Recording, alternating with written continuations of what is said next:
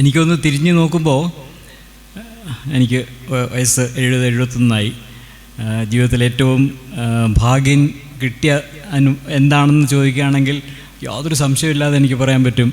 അത് ഞാൻ pre degree കഴിഞ്ഞ് BA യൂണിവേഴ്സിറ്റി കോളേജിൽ ചേർന്നതും നീലകണ്ഠൻ മാഷിൻ്റെ സ്റ്റുഡൻ്റായിട്ട് 5 വർഷം തുടരാൻ പറ്റിയതും അതിനുശേഷം സാറിൻ്റെ കൂടെ സാറിൻ്റെ അന്ത്യം വരെ 1992 വരെ സാറിൻ്റെ ഒരു സഹസഞ്ചാരി ആയിട്ട് നടക്കാൻ പറ്റിയതും തന്നെയാണ് എൻ്റെ ജീവിതത്തിലെ ഏറ്റവും വലിയ ഭാഗ്യം.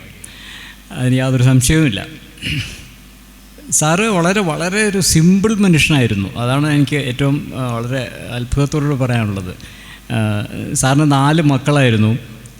സാറിന് ആപ്പാടെയുള്ളൊരു ഇൻകം എന്ന് പറയുന്നത് കോളേജ് അധ്യാപകർ നിന്ന് കിട്ടുന്ന ഒരു ഇൻകം മാത്രം. പക്ഷേ ഈ 4 കുട്ടികൾക്കും നല്ല വിദ്യാഭ്യാസം കൊടുക്കുകയും എന്നാൽ എന്താ പറയുക, സ്പെയർ ടൈം കിട്ടുമ്പോഴെല്ലാം അദ്ദേഹത്തിൻ്റെ സ്വന്തം ഭ്രാന്ത് പക്ഷി നിരീക്ഷണത്തിന് വേണ്ടിയിട്ട് എവിടെയൊക്കെ പോകാൻ പറ്റുമോ അവിടെയൊക്കെ പറ്റുകയും അത് ജീവിതകാലം മുഴുവനും ശരിക്കും പക്ഷിഭ്രാന്ത് എന്ന് അദ്ദേഹം പലയിടത്തും പറയുന്നുണ്ട്. അത് വളരെ ശരി തന്നെയായിരുന്നു. പക്ഷിഭ്രാന്തുള്ള ഒരു മനുഷ്യൻ തന്നെയായിരുന്നു അദ്ദേഹം.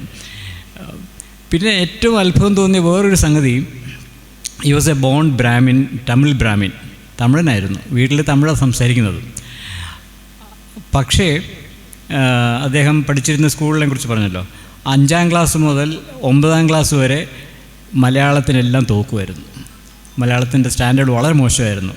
പക്ഷേ SSLC അന്നത്തെ കാലത്തെ 6th ഫോമോ മറ്റോ അതിന് നല്ല മാർക്ക് കിട്ടണം, തമിഴിൽ പഠിച്ചാലേ അത് ശരിയാവുമെന്ന് പറഞ്ഞ് അദ്ദേഹത്തിൻ്റെ വീട്ടുകാർ അദ്ദേഹത്തെ തമിഴ്നാട്ടിലേക്ക് നാട് കടത്തി. അവിടെയാണ് SSLC പാസ്സായത്. നല്ല മാർക്കോട് പാസ്സാവുകയും ചെയ്തു.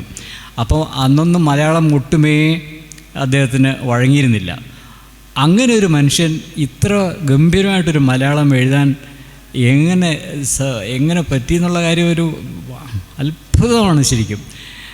ഞാൻ 77 മുതൽ 92 വരെ സാറുമായിട്ട് ഉള്ള അടുപ്പകാലത്ത് സാറിൻ്റെ വീട്ടിൽ ഓൾമോസ്റ്റ് ആഴ്ചയിൽ ഒരു 3-4 ദിവസം പോകും. സാറിൻ്റെ ജീവിതമായിട്ട് വളരെ അടുപ്പം ഉണ്ടായിരുന്നു എനിക്ക്. പക്ഷേ അപ്പോഴൊന്നും സാറങ്ങനെ മലയാള ഗദ്യങ്ങൾ വായിക്കുകയോ കവിതകൾ വായിക്കുകയോ അതൊന്നും ഞാൻ കണ്ടിട്ടേ ഇല്ല. പക്ഷേ സാറിൻ്റെ ഇത് വായിച്ചാൽ മനസ്സിലാവും അതെങ്ങനെയാണ് സാറിന് ഇത് ആ ഒരു മലയാളം സാറിന് കിട്ടിയെന്നുള്ളത്. It's still unsolved mystery to me. ഞാൻ കൂടുതലൊന്നും പറയുന്നില്ല. I am really very very very excited. സാറിൻ്റെ പ്രഭാഷണം എനിക്ക് തോന്നുന്നു നീലകണ്ഠൻ മാഷിനെ കുറിച്ച് ഇതുവരെ കേട്ടിട്ടുള്ള ഏറ്റവും നല്ലൊരു പ്രഭാഷണം തന്നെയായിരുന്നു. ആൻഡ് എനിക്കത് റെക്കോർഡ് ചെയ്യാനും പറ്റി. വളരെ വളരെ സന്തോഷം. നമസ്കാരം.